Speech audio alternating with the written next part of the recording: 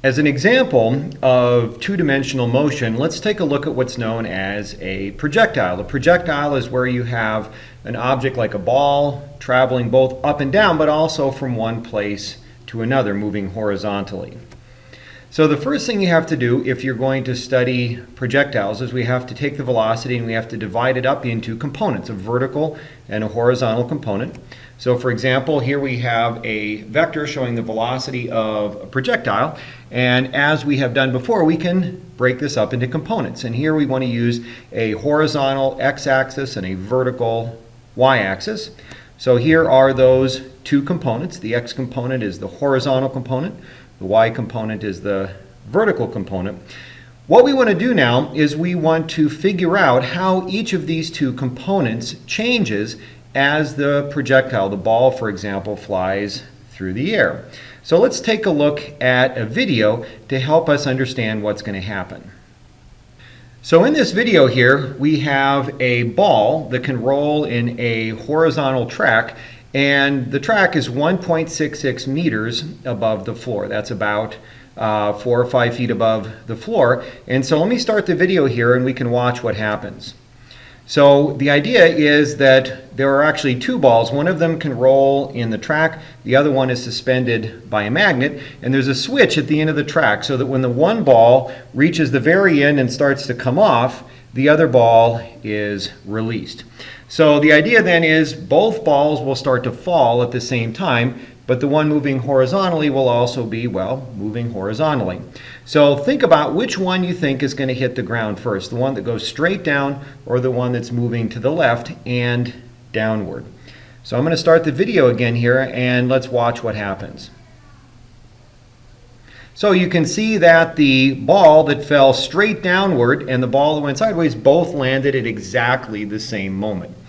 Now, in order to study this in more detail, let's take a look at it in slow motion. So here's that same thing in slow motion, and you'll see that as the balls move, they're not just going to land at the same moment. I'll pause the video a couple places. You can see that they are actually absolutely dead even all the way to the floor.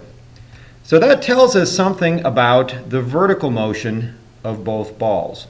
We know that the ball falling straight down is in free fall. That means the vertical part of the projectile's motion, the one that's moving to the left, is also exactly the same. So let's switch back to our slide. So now we know exactly what happens to the vertical part of the motion. The vertical part of the motion is just free fall, a constant downward acceleration.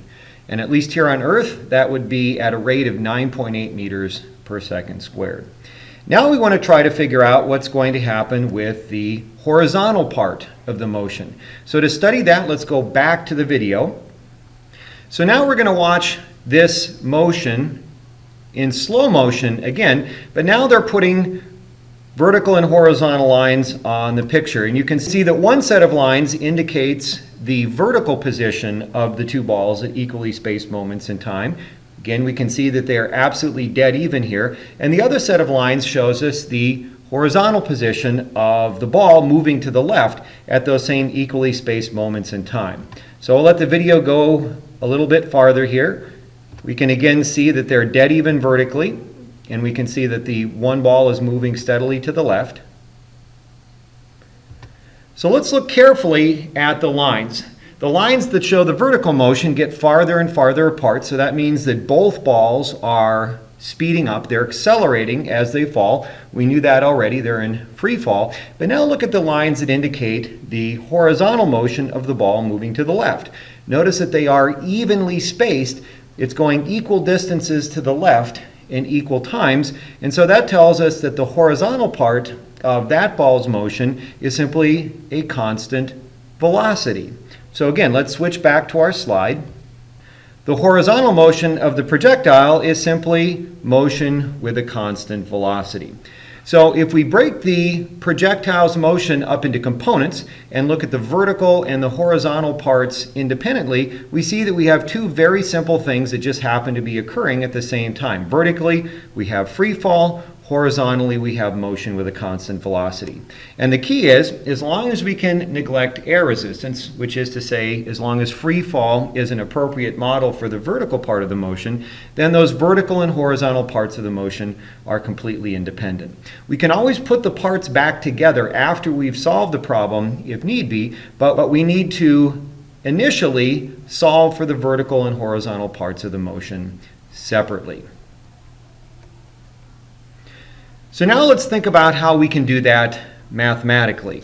Once we've divided the velocity up into components, we know how to deal with both of those components. The vertical part of the motion is simply motion with a constant acceleration. We know how to handle that. Here's the equation for the velocity of a particle moving with a constant acceleration. I've added little y subscripts to the velocities and accelerations to remind us that this only applies to the vertical components. Here we have the position equation. Again, I've got y for the position and then vy and ay with the subscripts for the vertical components of the velocity and the acceleration. And then of course we have this equation as well, which involves eliminating time. So these same three equations that we used for constant acceleration before, we can apply those to the vertical component of the projectile's motion. Don't forget again that here on Earth we need 9.8 meters per second squared downward for our acceleration. Now the horizontal motion is even simpler. That's just motion with a constant velocity. The only relevant equation in that case, if we put in ax equals 0, is the position equation. If we put in ax equals 0, the velocity equation and the one with the v squareds in it just say v final equals v initial, which we know that's what it means to have a constant velocity. So the only equation we need for the horizontal motion is the position one, where the acceleration is 0. Again, only the vertical component has acceleration. The horizontal part does not, so we just have the final position along the horizontal axis is equal to the initial position plus the initial horizontal component of the velocity multiplied by time.